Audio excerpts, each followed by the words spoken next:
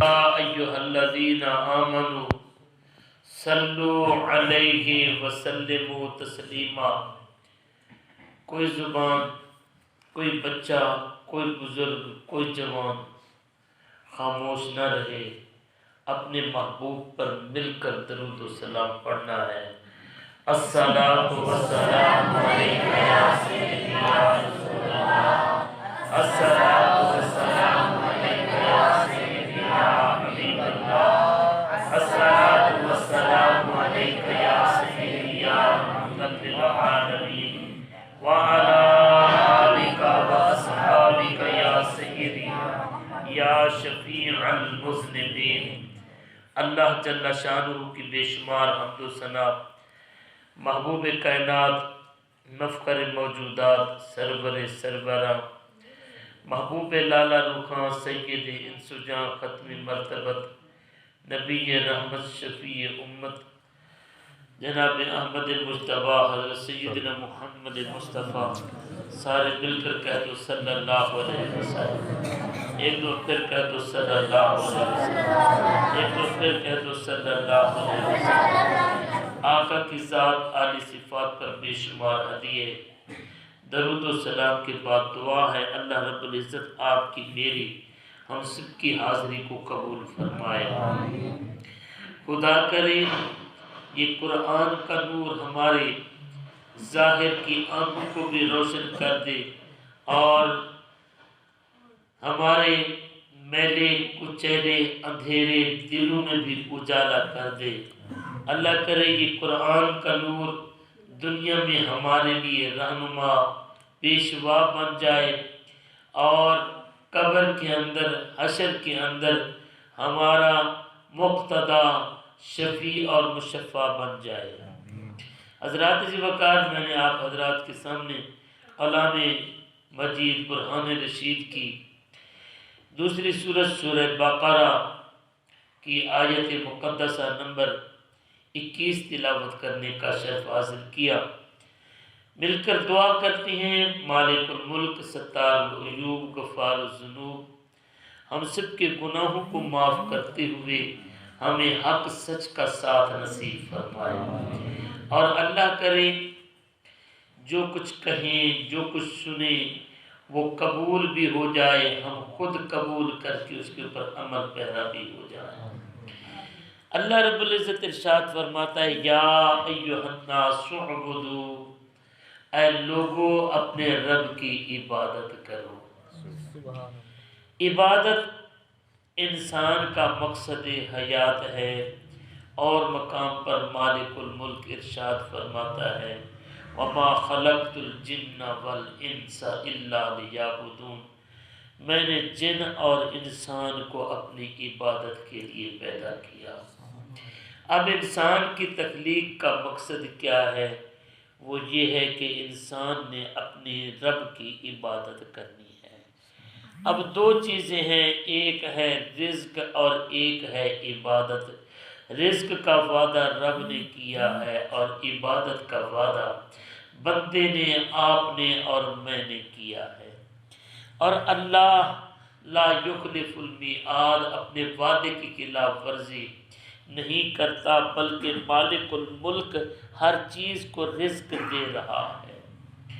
اندازہ فرمائیں کہ مالک ہر چیز کا جب رزق دینے والا ہے، سمندر کے اندر قطر، قطر کے اندر کیڑا، کیڑے کو رب روزی پہنچاتا ہے، کیڑے کو رب روزی پہنچاتا ہے، اور درختوں کے اندر کیڑا، اس کے اندر اللہ پاک پانی پہنچاتا ہے، دانہ پہنچاتا ہے۔ حضرت امام جلال الدین، حضرت امام ابن جوزی رحمۃ اللہ تعالی علیہ عیون الحکایات کے اندر بڑی دلچسپ سی روایت لکھتی ہیں، فرماتے ہیں کہ ایک دفعہ جناب سیدنا سلیمان علی نبینا و علیہ السلام آپ جلوہ گر ہوئے، سمندر کے کنارے دیکھا کہ ایک چونٹی کھڑی ہوئی ہے، اس کے منہ کے اندر چاول کا دانہ ہے اور اس کا رخ سمندر کی جانب ہے۔ اب سلیمان علیہ السلام بڑے حیران ہوئے بھی چونٹی اور پانی کا جوڑ نہیں ہے، یہ تو ڈوب جاتی ہے لیکن یہ دانہ اس کے منہ کے اندر، چاول کا دانہ منہ کے اندر، اور اس کا رخ جو ہے وہ سمندر کی جانب، عجیب سی بات لگتی ہے، یہ تو سمندر کی مسافر لگتی ہے۔ تھوڑی دیر رک گئے اور تماشا دیکھنا شروع کیا۔ دیکھتے کیا ہے، ایک مینڈک آتا ہے، مینڈک نے منہ کھولا، وہ چونٹی مینڈک کے منہ میں چلی گئی۔ مینڈک نے منہ بند کیا اور سمندر میں چلی گئی، غوطہ لگایا، تہ میں چلی گئی۔ اللہ کا نبی وہ ہوتا ہے جس کو رب دور نزدیک کی باتیں بھی سناتا ہے، تھوڑی چھوٹی سے چھوٹی، کم سے کم، دھیرے سے دھیری آواز کو اللہ کا نبی سنتا ہے۔ اور اللہ کا نبی وہ ہوتا ہے جو کالی رات کے اندر کالے پتھروں پر چلنے والی کالی چونٹی کو بھی دیکھ لیتا ہے، اسے نبی کہتے ہیں۔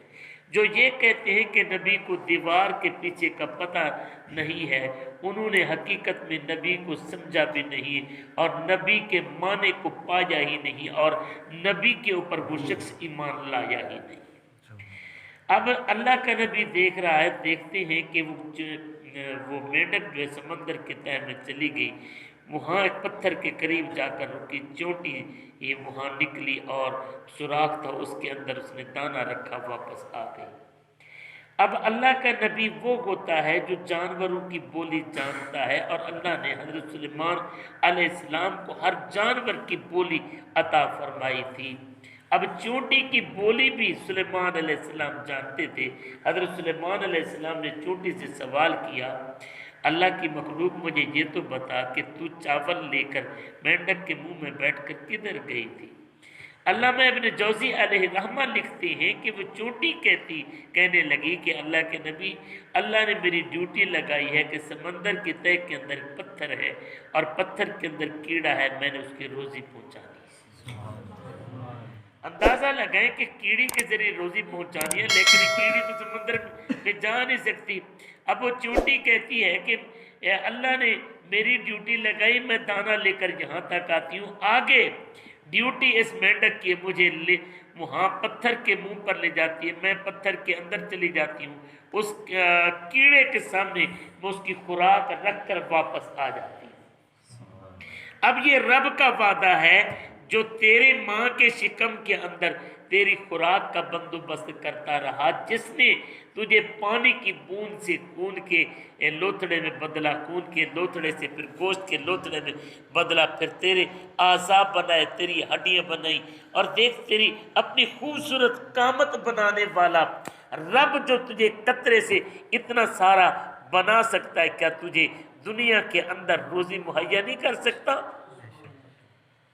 لیکن افسوس کہ ہم اپنا وعدہ بھول گئے، مالک اپنا وعدہ نہیں بھولا۔ اللہ رب العزت نے یہاں یہی فرمایا، یا ایھا الناس اعبدوا ربکم، اے لوگوں اپنے رب کی عبادت کرو۔ کون سا رب؟ الذی خلقکم، جس نے تمہیں پیدا کیا۔ کیا تھے؟ اپنی اوقات تو یاد کرو کہ ایک پانی کی بوند اگر وہ کپڑے کے اوپر لگ جائے تو نماز بھی نہیں ہوتی۔ یہاں پر تو فرعون بنا پھرتا ہے، یہاں پر تو آکڑ خان بنا پھرتا ہے۔ اوقات تو تیری یہ ہے کہ وہ پانی کی بوند اگر نکلے کپڑے پر لگ جائے تو عبادت ہی قبول نہیں ہوتی۔ اب ذرا سوچئے، اللہ پاک نے فرمایا الذی خلقکم، جس نے تمہیں پیدا کیا، والذین من قبلکم، اور جس نے تم سے پہلے والوں کو پیدا کیا۔ گویا کہ یہاں پر مثال تھی اللہ نے۔ دیکھ، دنیا کے اندر تو رہتا ہے، جو بندہ تیرے اوپر احسان کرتا ہے، تجھے ایک وقت کا کھانا کھلا دیتا ہے، جو تجھے ایک وقت کا کھانا کھلا دیتا ہے، جو تجھے تنخواہ دیتا ہے، تو اس کی ڈیوٹی پوری کرتا ہے، رات کو جاگ کر اس کا کام کرتا ہے، دن کو جاگ کر تو اس کا کام کرتا ہے، سروس اپنی پوری کرتا ہے، اور کہتا ہے کہ یہ میری تنخواہ کا بندوبست اس کے ہاتھ میں۔ ذرا یہ بتا کہ کیا تیرے ماں کی شکم کے اندر تیری ماں کے شکم کے اندر تجھے جس نے خوراک مہیا کی، کیا یہ اس سے بڑھ گیا؟ کیا یہ اس سے بڑھ گیا؟ اب یہاں پر ایک مثال میں آپ کو سنانا چاہتا ہوں۔ ایک بزرگ ہیں، وہ سناتی ہیں کہ ایک بندہ انہیں ملنے کے لیے آیا۔ جب ملنے کے لیے آیا تو اس کا ملنے والے کے لیے آنے والے کا دانت ٹوٹا ہوا تھا۔ دانت ٹوٹا ہوا تھا، ٹوٹے ہوئے دانت کو اس بزرگ نے دیکھا اور کہنے لگا کہ یار یہ دانت تو اگر لگوا لیتا، یہ ٹھیک کرا لیتا، فلنگ کرا لیتا، یہ دانت تیرا خوبصورت لگتا۔ اس نے کہا جی ٹھیک ہے میں یہ کام کرا لیتا ہوں۔ اب وہ وہاں سے جناب چلا اور ڈاکٹر کے پاس گیا۔ جب ڈاکٹر کے پاس گیا اسے اس کی ڈھیر ساری فیس تھی۔ یہ ڈینٹل ڈاکٹر جو ہوتے ہیں وہ بڑے مہنگے ہوتے ہیں۔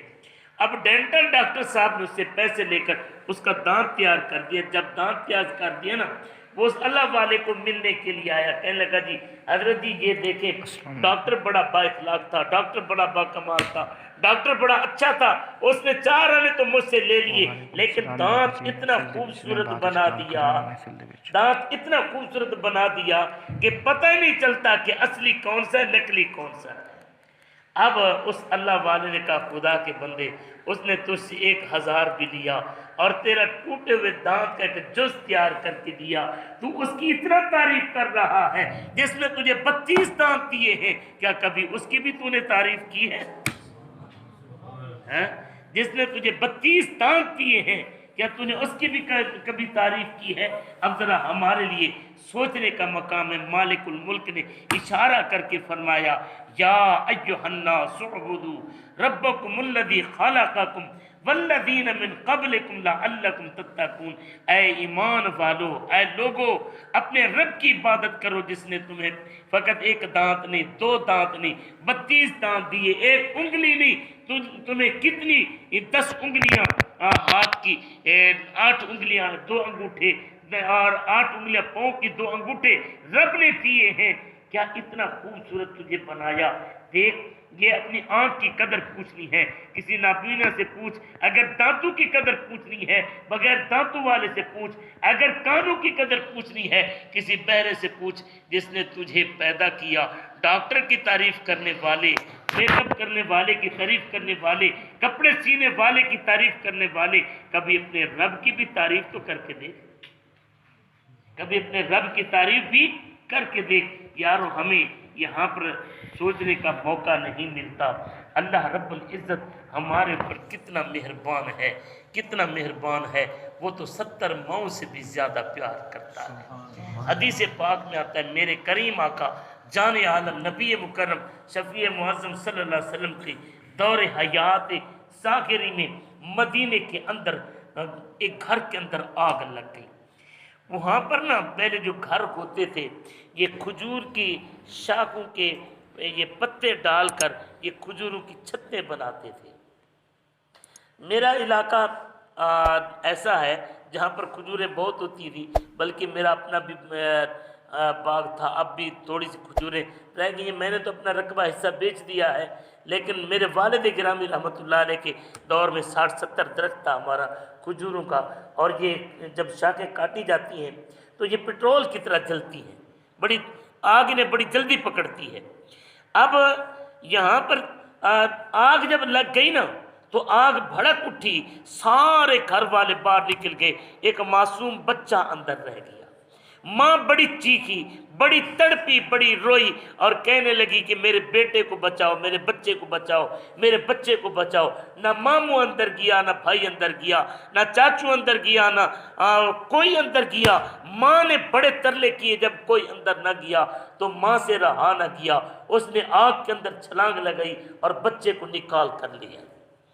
جب ماں بچے کو نکال کر باہر لے آئی نا، اب اس ماں نے بچے کو اٹھایا اور سیدھی میرے پاک نبی کی دربار میں آ گئی، رحمت للعالمین کی دربار میں آئی اور آ کر کہنے لگی اے اللہ کے نبی میرا ایک سوال ہے، مہربانی فرمائے کریم آقا میرے سوال کا جواب تو دیں۔ میرے نبی رحمت فرمانے لگے بی بی کیا سوال ہے؟ وہ کہنے لگی کہ دیکھو رب کتنا پیار کرتا ہے ہم سے۔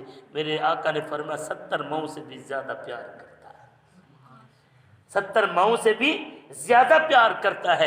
اب وہ بی بی کہتی ہے کہ اے اللہ کے نبی میں ایک ماں ہوں، ایک ماں جتنا پیار کرتی ہوں میں بے بس تھی، میں مجبور تھی، میں آگ کو بجھا نہیں سکتی تھی، بس اپنے آپ کو آگ میں جھونک سکتی تھی۔ میں نے آگ میں جمپ لگایا، میں نے اپنے بیٹے کو بچایا، میں نہ سہ سکی۔ یہ بتاؤ جو رب 70 ماؤں سے بھی زیادہ پیار کرتا ہے، کیا وہ ہمیں جہنم میں جلائے گا؟ سبحان اللہ، سبحان اللہ۔ بات سمجھ نہیں آئی؟ یار دیکھو ذرا یہاں پر میرے کریم آقا صلی اللہ علیہ وسلم نے ارشاد فرمایا لا واللہ لا واللہ لا واللہ لا، اللہ کی قسم نہیں، اللہ کی قسم نہیں، اللہ کی قسم نہیں۔ لیکن یار بات یہ ہے کہ تو بھی تو آگ سے نکلنے والا بننا، تو بھی تو رب کا بندہ بننا۔ رب اپنے بندوں کو بنائے گا، بچائے گا جو اس کے بندے ہوں گے۔ اسی لیے رب نے فرمایا یا ایھا الناس اعبدوا، اے لوگو اپنے رب کے بندگی کرنے والے بن جاؤ، الذی خلقکم، جس نے تمہیں پیدا کیا، والذین من قبلکم، اور تم سے پہلے والے لوگوں کو پیدا کیا۔ یارو میرے نبی رحمت ختمی مرتبہ شفیع امت صلی اللہ علیہ وآلہ وسلم کی عبادت کا عالم کیا ہے؟ کبھی کبھی گھر کے اندر قرآن اٹھا کر پڑھا بھی کر اور پھر ترجمہ اعلیٰ حضرت کا لے کر کھول کر دیکھ بھی لیا کر، میرے نبی کی نعت بھی نظر آئے گی، میرے نبی کی صفات بھی نظر آئے گی۔ میرے نبی رحمت نے اپنے رب کی عبادت کیسے کی؟ رات کو جاگ کر جب میرے آقا نے قیام کیا نا، عبادت اس قدر کی کہ میرے آقا کے پاؤں متورم ہو گئے۔ اللہ پاک نے کلام مقدس میں ارشاد فرمایا یا ایھا المزمل قم اللیل الا قلیلا نصفہ او انقص منہ قلیلا او زد علیہ ورتل القرآن ترتیلا۔ اللہ پاک کو میرے محبوب کی عبادت کے اوپر اتنا ترس آیا کہ محبوب جاگا کرو مگر تھوڑا تھوڑا جاگا کرو۔ اور پھر یہاں پر دیکھیں ہم گناہگار بھی ہیں اور بد کردار بھی ہیں اور جرم کر کے بھی ہم اپنے رب کو منانے کے لیے نہیں جاتے۔ میں نے جو سیرت پڑھی ہے نا میرے پاک نبی کے گھر والوں کی، سیدہ کائنات فاطمہ الزہرا، جن کے بارے میں میرے پاک نبی صلی اللہ علیہ وآلہ وسلم ارشاد فرماتے کہ فاطمہ جنت کی عورتوں کی سردار ہے۔ میرے نبی فرماتے ہیں کہ فاطمہ میرے جگر کا ٹکڑا ہے، اور جن کی شادی خود رب العزت لا مکانوں کے اوپر فرمائے۔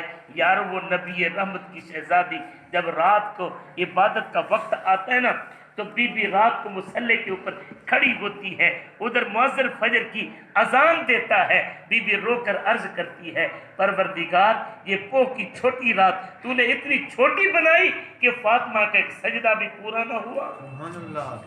یار یہ لوگ تھے رب کے بندے، یہ لوگ تھے رب کے بندے۔ یارو میں بیٹھا حدیث پاک پڑھ رہا تھا، حضرت امام جلال الدین سیوطی رحمت اللہ کی تعالی علیہ نے الحاوی الفتاوی میں حدیث پاک نقل فرمائی۔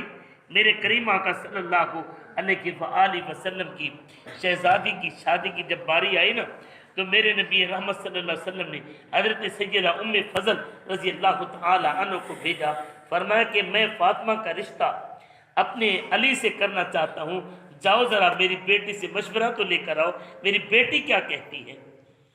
بیٹی کے اوپر جبر نہ کیا کر، اگر تیرے بیٹے کو حق ہے نا پسند کا تو بیٹی کو بھی حق دے۔ میرے نبی نے اپنی شہزادی سے پوچھا، میرے نبی نے اپنی شہزادی سے پوچھا، جبر نہ کیا کر، ڈنڈا نہ اٹھایا کر، اس بیٹی سے اگر تو پوچھے گا تو یہ میرے نبی کی سنت ادا ہو جائے گی۔ اب میرے نبی رحمت صلی اللہ علیہ وآلہ وسلم کا پیغام لے کر جب ام فضل گئی نا تو میرے نبی کی شہزادی نے فرمایا جہاں پر بابا رشتہ کر رہے ہیں مجھے پسند ہے مگر ایک شرط ضرور ہے۔ میرے نبی صلی اللہ علیہ وسلم کو جب آ کر ام فضل نے بتایا نا کہ سیدہ فرماتی ہیں کہ رشتہ تو قبول ہے مگر شرط کے ساتھ، میرے نبی فرمان لگے میری بیٹی شرطیں لگا رہی ہے؟ ام فضل جاؤ تو صحیح ذرا پوچھ کر آؤ شرط کیا لگا رہی ہے۔ نبی رحمت صلی اللہ علیہ وآلہ وسلم کا پیغام لے کر ام فضل پھر جاتی ہیں اور جا کر پوچھتی ہیں کہ بی بی بتاؤ، آپ کے بابا پوچھتے ہیں، نبی رحمت پوچھتے ہیں کہ فاطمہ شرط کیا لگاتی ہے؟ سیدہ فرماتے میری شرط یہ ہے کہ جب قیامت کا دن ہو، رب میزان لگائے عدالت سجا کر، جب رب بیٹھے تو مجھے شفاعت کا حق دے، میں اپنے بابا کی گناہگار امت کی سفارش کر کے چھڑا کر جنت میں لے کر جاؤں۔ سبحان اللہ یار یہ اس درجے والی بی بی، لیکن یار رات ان کی یا تو وہ چکی پیستے گزر جاتی تھی، یا پھر میرے نبی کی شہزادی کی رات قرآن پڑھتے گزر جاتی تھی، یا رب کی عبادت نماز پڑھتے ہوئے سجدے میں گزر جاتی تھی۔ لیکن آج ہمارے نوجوان کے پاس وقت نہیں ہے، میرے بابے بزرگ کے پاس وقت نہیں ہے، میری ماں بہن بیٹی کے پاس وقت نہیں ہے کہ اپنے رب کو منائے۔ یہی وجہ ہے گھروں کے اندر بے برکتی ہے۔ حضرت سیدنا امام زین العابدین رضی اللہ تعالی عنہ، آپ کے بارے میں حضرت اسماعیل حقی رحمۃ اللہ تعالی علیہ نے تفسیر روح البیان کے اندر نقل فرمایا، فرماتے کہ آپ کا زیتون کا باغ تھا۔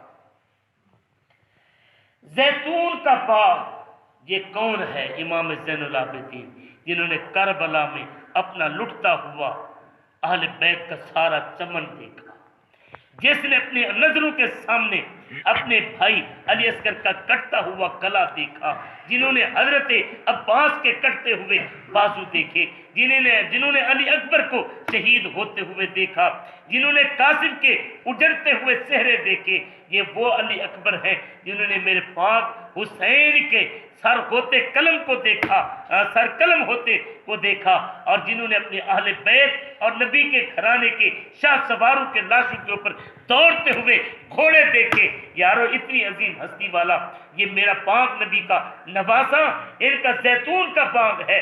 زیتون کے باغ کے اندر 500 پودا تھا، اور روزانہ 2 رکعت نماز ہر پودے کے پاس میرا امام پڑھا کرتا تھا۔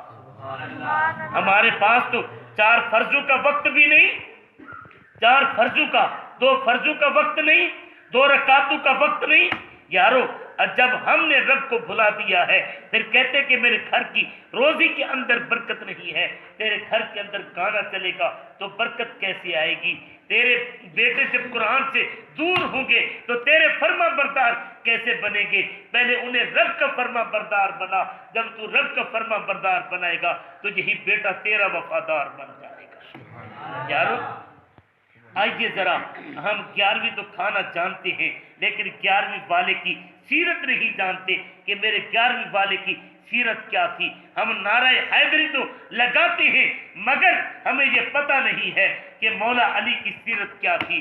یارو ہم چوری کھانے والے لوگ ہیں، ہم چوری کھانے والے مجنو ہیں، ہمیں خون دینا نہیں آتا۔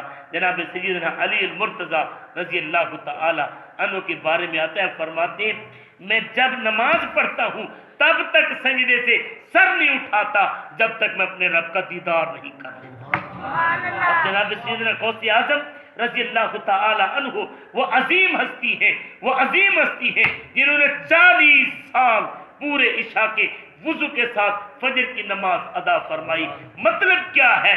اس کا مطلب یہ ہے کہ آپ نے وضو فرمایا، وضو فرما کر مصلی کے اوپر کھڑے ہوئے، ساری رات گزر گئی اور آپ نماز پڑھتے رہے، ادھر مؤذن نے اذان کہہ دی، لیکن میرے امام